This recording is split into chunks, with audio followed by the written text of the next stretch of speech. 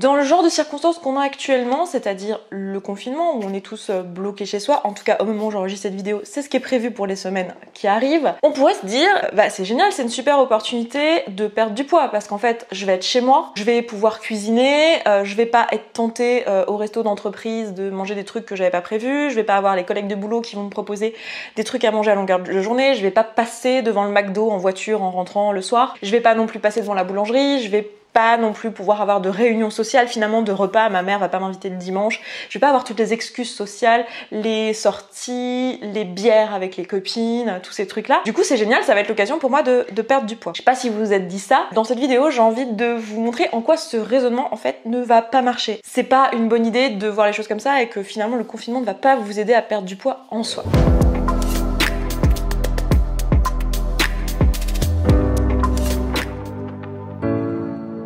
Si vous venez de tomber là-dessus, soyez la bienvenue, je m'appelle Esther Taïfé, je suis coach en perte de poids, enfin je suis coach en émotion spécialisée dans la perte de poids et ici sur cette chaîne, je vous aide à comprendre qu'est-ce qui fait que vous savez exactement quoi manger, quoi faire comme sport mais que vous ne le faites pas. Et que voilà, ça vous paraît totalement surhumain de dire non à un cookie, ça vous paraît totalement surhumain d'aller à la salle, et voilà, vous n'arrivez pas à résoudre ce problème-là, pourtant vous savez ce qu'il faut faire, donc si c'est votre cas, si vous avez ces problématiques-là, eh bien vous êtes au bon endroit, je vous invite à vous abonner tout simplement, les vidéos sortent tous les lundis, et si vous savez que vous avez besoin d'accompagnement dans ce travail-là, que c'est pas quelque chose que vous arriverez à faire seul, parce que ça fait déjà des mois, voire des années, que vous essayez de le faire seul, et que concrètement vous en êtes toujours au même point, et vous êtes toujours en train de regarder cette chaîne, eh bien sachez que vous pouvez venir vers nous, on propose des coachings et donc des accompagnements, et pour ça, eh bien c'est assez simple, il suffit que vous preniez un rendez-vous gratuit, vous avez un lien dans la description, c'est un rendez-vous diagnostic qui a pour but en fait pendant 45 minutes de vous recevoir avec l'une de mes coachs qui va voir avec vous quelle est la problématique que vous rencontrez, voir si ça relève du coaching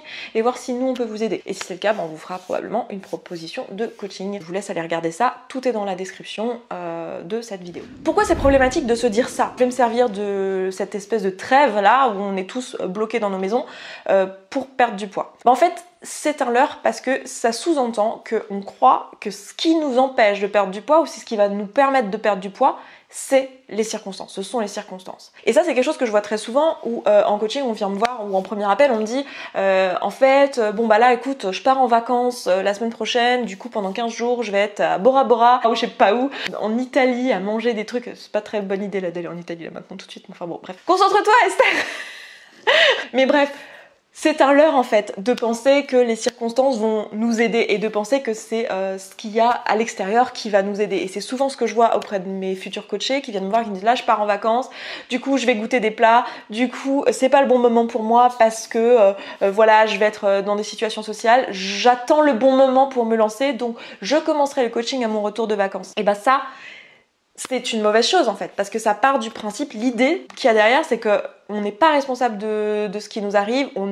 on est à la merci de nos circonstances. Et c'est pas vrai en fait. Et là, dans l'autre sens, c'est l'inverse, c'est vrai aussi. Dans le cas où on croit que les circonstances vont nous aider, c'est pas vrai non plus. Parce qu'en réalité, ce qui fait que vous mangez quand vous n'avez pas faim, ce qui fait que vous êtes en train de pas suivre votre plan alimentaire ou de suivre votre routine de sport, c'est pas que les circonstances extérieures vous en empêchent. Ça, c'est l'excuse qu'on se raconte, et on le fait tous, hein. C'est l'excuse qu'on se raconte parce qu'on a des biais cognitifs qui font qu'on ne prend pas la responsabilité de nos échecs. Par contre, on s'attribue nos réussites. C'est un biais cognitif bien connu, et du coup, quand on n'arrive pas à aller à la salle de sport, on le met sur les circonstances extérieures. Quand on n'arrive pas à manger sainement, on le met sur les circonstances extérieures. Oui, mais c'est mes copines qui m'invitent à boire des verres. Oui, mais c'est la salle de sport. Elle est beaucoup trop loin. Enfin bref, voilà. On se raconte des conneries alors qu'en réalité, c'est nous, en fait. Et là, justement, moi je trouve que c'est une super opportunité pendant cette période-là où on va être bloqué à la maison, finalement, d'aller faire le vrai boulot et de se rendre compte qu'en fait, ce ne sont pas les circonstances qui vont nous aider. Les circonstances, elles peuvent être un plus. C'est vrai que ça peut être plus facile quand on n'est pas invité, mais le vrai problème, il n'est pas là. Et surtout, si on s'attend à ce que ce soit ça qui nous aide, en réalité, on va pas changer notre comportement réellement profondément, on va pas changer qui on est, la façon dont on aborde l'alimentation en situation sociale. Et si on ne change pas réellement notre façon de voir notre alimentation, notre façon de voir notre rapport à la nourriture, notre façon de voir les situations sociales, et qu'on continue à penser que quand même manger en société c'est quand même du plaisir, du bonheur, que c'est échanger de l'amour, si on continue à croire ça, si on continue à se nourrir de ces pensées-là,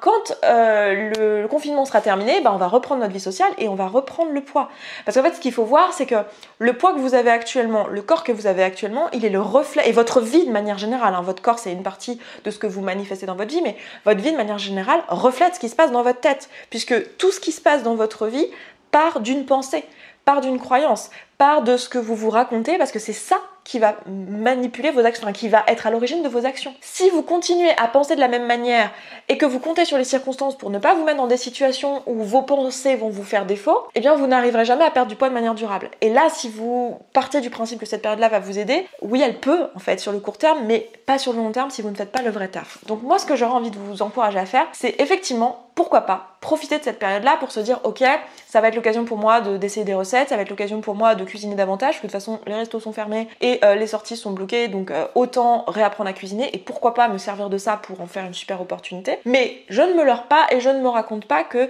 c'est grâce à cette circonstance que je vais perdre du poids uniquement. Déjà parce que je sais très bien que la raison pour laquelle je mange quand j'ai pas faim, c'est pour tamponner mes émotions, et si je suis stressée d'être malade ou que mes proches meurent à cause de la maladie, je peux très bien me faire tout le frigo, même si c'est des trucs sains, ce sera quand même des tampons émotionnels et ce sera quand même plus que ce que mon corps a besoin pour vivre, donc ça pourrait potentiellement aussi me faire grossir. Donc déjà, je me mens pas là-dessus, et en plus, je me raconte pas non plus l'histoire que ce sont les circonstances qui vont m'empêcher ou m'aider dans la réalité. Dans la réalité, ce qui va réellement m'aider, c'est si moi je prends la décision et si moi je change ma vision des choses. Donc ce sera, à mon avis, plutôt plus pertinent en fait de se servir de ça pour aller chercher ce qui se passe dans votre esprit et vous dire ok, qu'est-ce qui me bloque d'habitude, quelles sont les pensées que j'ai d'habitude qui font que je n'arrive pas à cuisiner ou que je me dis qu'en situation sociale il faut que j'en profite absolument, que je mange absolument tout ce qu'il y a à ma disposition, et pourquoi pas utiliser le temps que je vais avoir à la maison pour me recentrer sur moi, me recentrer sur les choses importantes et notamment me recentrer sur mon rapport à la nourriture, ma façon de voir l'alimentation en situation sociale, en situation seule aussi,